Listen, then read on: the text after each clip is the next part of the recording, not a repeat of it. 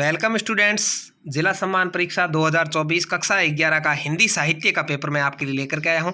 जो प्रत्येक जिले के अंदर आपके हिंदी साहित्य का पेपर होगा, इसमें से बहुत सारे क्वेश्चंस आपको हूब हूब मिलने वाले हैं। तो पेशेंस बना करके वीडियो को पूरा देखना है। मैं आपको इसका फुल सॉल्यूशन करवाने का प्रयास करूंगा, तो आप जरूर इस वीडियो को देख लें।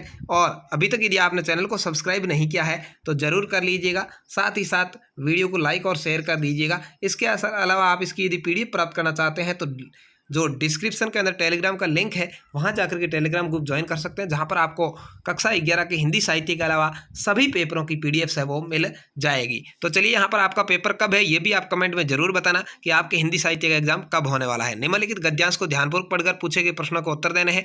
यहाँ पर आपको टोटल 6 क्वेश्चंस पूछे जाएंगे और 9 नंबर के होंगे, यानी 1.5 नंबर का एक क्वेश्चन होगा। संसार में सबसे मूल्यवान वस्तु समय है, क्योंकि दुनिया की अधिकांश वस्तुओं को घटाया बढ़ाया जा सकता है, पर समय का एक क्षण भी नहीं बढ़ा पाना व्यक्ति की बस का नहीं है। समय के बीत जाने पर व्यक्ति के पास पछतावे के अलावा कुछ नहीं होता। विद्यार्थी के लिए जो समय का और भी अधिक महत्व है। विद्यार्थी जीवन का उद्देश्य शिक्षा प्राप्त करना है। समय के उपयोग से ही शिक्षा प्राप्त की जा सकती है। जो विद्यार्थी अपना बहुमूल्य समय खेलकूद, मौज मस्ती या आलस्य में खो देते हैं, वे जीवन भर पछताते रहते हैं, क्योंकि वे अच्छी शिक्षा प्राप्त करने से वंचित रह जाते हैं और जीवन में उन्नति नहीं कर पाते। मनुष्य का कर्तव्य है कि जो क्षण बीत गए हैं उनकी चिंता करने के बजाय जो अब हमारे पास है उसका सदुपयोग करें। तो इस तरह से इसको अच्छे से पढ़ेंगे, उसके बाद आंसर देंगे। उपयुक्त गद्यांश का शीर्षक क्या है?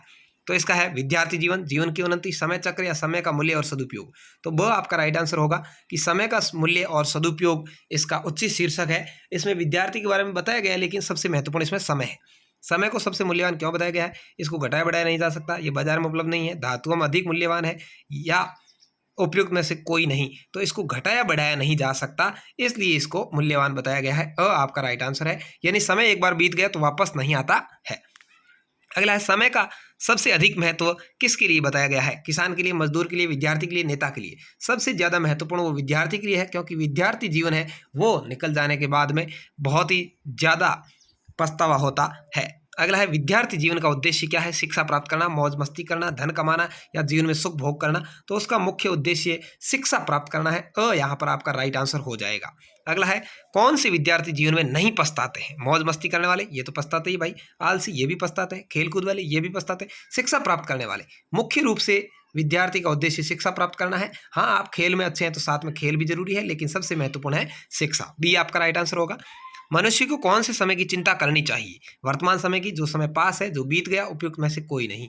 तो जो समय पास है उसकी चिंता करनी चाहिए, ठीक है। जो बीत गया उसकी चिंता करने की कोई जरूरत नहीं है। आपका यहाँ पर राइट आंसर हो जाएगा। इसके बाद में देखिए, अगला क्वेश्चन आपका आता है, निम्नलिखित पद्यांश को ध्यानपूर्वक पढ़कर पूछे गए प्रश्नों के उत्तर। मैं आपको इस वीडियो के अंदर पूरा पेपर का सॉल्यूशन करवाने वाला हूं। पेशेंस बनाकर आपको वीडियो को देखना है, चैनल को सब्सक्राइब करके वीडियो को लाइक और शेयर करके अपने दोस्तों तक जरूर पहुंचाना है। 6 नंबर, यहाँ पर भी 6 क्वेश्चन आएंगे, 1.5 नंबर के, 9 नंबर के। सुख दुख मुस्काना, धीरज से रहना, वीरों की माता हूँ वीरों की बहना, मैं वीर नारी हूँ साहस की बेटी, मातृभूमि रक्षा को वीर सजा देती, आकुल अंतर की पीर राष्ट्र हेतु सहना, वीरों की माता हूँ वीरों की बहना, मातृभूमि जन्मभूमि राष्ट्रभूमि मेरी, कोटि कोटि वीर पूत द्वार द्वार देरी, जीवन भर मुस्काए भारत का आंगना, वीरों की माता हूँ वीरों की बहना। तो ये आपको कविता पढ़नी है, इसके बाद में आंसर देने। देखिए, सुख दुख में मुस्कुराते हुए कैसे रहना चाहिए? धीरज से, वीरता से, नीरज से, शौर्य से। कैसे रहना चाहिए भाई? वीरता से रहना चाहिए, वो आपका राइट आंसर हो जाएगा। आकुल अंतर की पीड़ा किसके लिए सहनी चाहिए? राष्ट्र के लिए, समाज के लिए, जाति के लिए, धर्म के लिए? तो ये राष्ट्र के लिए सहनी चाहिए। आपका यहाँ पर आंसर हो जाएगा। भूमि को किसकी संज्ञा नहीं दी गई है? जन्मभूमि की, देवभूमि की, राष्ट्रभूमि की या मातृभूमि की? तो इसके अंदर आप देख लीजिए, मातृभूमि, जन्मभूमि, राष्ट्रभूमि। तो क्या है? इसको देवभूमि की संज्ञा नहीं दी गई है, वह आपका यहाँ पर राइट आंसर हो जाएगा। कोटि कोटि शब्द का क्या तात्पर्य है? कोटि का अर्थ होता है करोड़ करोड़, ठीक है। आपका यहाँ पर राइट आंसर है। अगला है, माता बहन एवं बेटी किसके प्रतीक बताए गए हैं? सहानुभूति के, ममता के, वीरता के या दया के? तो देखिए, यहाँ पर इस कविता के अंदर आप आराम से पढ़ सकते हैं, वीरों की माता हूँ वीरों की बहना। यहाँ पर वीर का प्रतीक बताया गया है। किसका है भाई? वीरता का प्रतीक बताया गया है। यहाँ पर आपका राइट आंसर हो जाएगा। अगला है, उपयुक्त पद्यांश का शीर्षक क्या होना चाहिए? राष्ट्र की रक्षा, वीरों की माता, भारत माता का आंगन या जीवन जीने की सीख? तो राष्ट्र की रक्षा ही इसका मुख्य उद्देश्य है, शीर्षक है। आपका राइट आंसर है। तो इस तरह से ये 9 9 18 नंबर के आपके हो गए। उसके बाद देखिए, आपके क्वेश्चन आए हैं, जो आपके पेपर में क्वेश्चन आते हैं वो अधिकतर आपकी पाठ्य पुस्तक में से आते हैं, किताब में से आते हैं। तो इसको देखिए आप, महत्वपूर्ण है, वेरी इंपॉर्टेंट क्वेश्चन है। कवि पंत ने स्वर्णिम निर्झर किन्हें कहा है, 2 नंबर का क्वेश्चन आपके आएगा किताब में से, इसलिए मैं आपकी इसके आंसर नहीं बता रहा हूँ, आप किताब में से इसका आंसर देख सकते हैं। भारतेंदु जी ने हिंदुस्तानियों को किसके समान बताया है, 2 नंबर का क्वेश्चन आएगा। जन संसार के माध्यम कौन कौन से, रेडियो, टेलीविजन, टीवी आदि, 2 नंबर का क्वेश्चन आएगा। टॉर्च बेचने वाला रचना के लेखक कौन है, 2 नंबर का क्वेश्चन है, केवल लेखक का नाम लिखना है।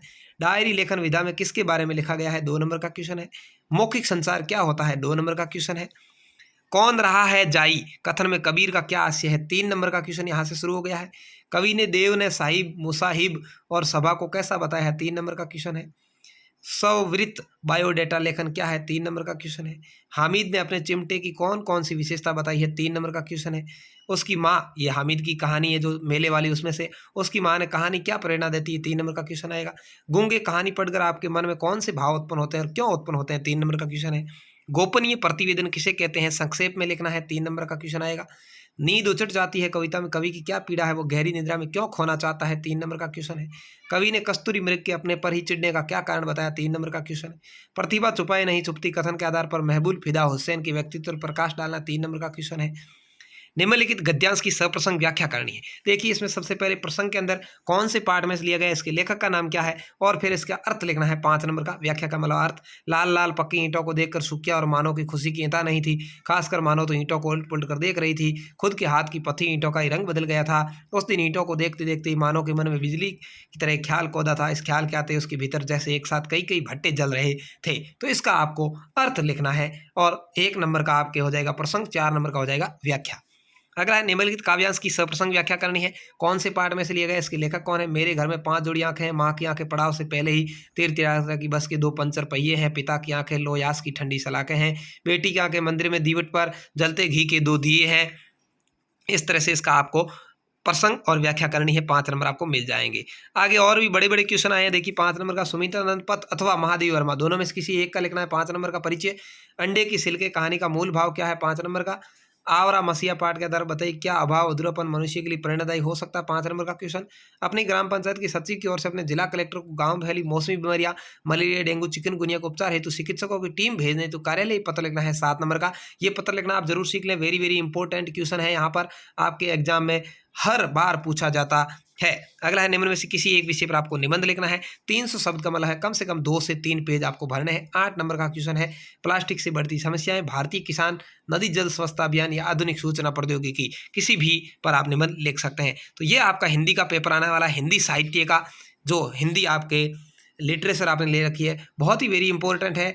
तो जरूर आप इसकी PDF प्राप्त करने के लिए टेलीग्राम ग्रुप ज्वाइन कर लें। धन्यवाद। जय हिंद, वंदे मातरम। वहाँ पर मैं आपके PDF तुरंत ही भेज रहा हूँ। जय हिंद, वंदे मातरम। मिलते हैं नई वीडियो में, तब तक के लिए बने रहिए हमारे साथ।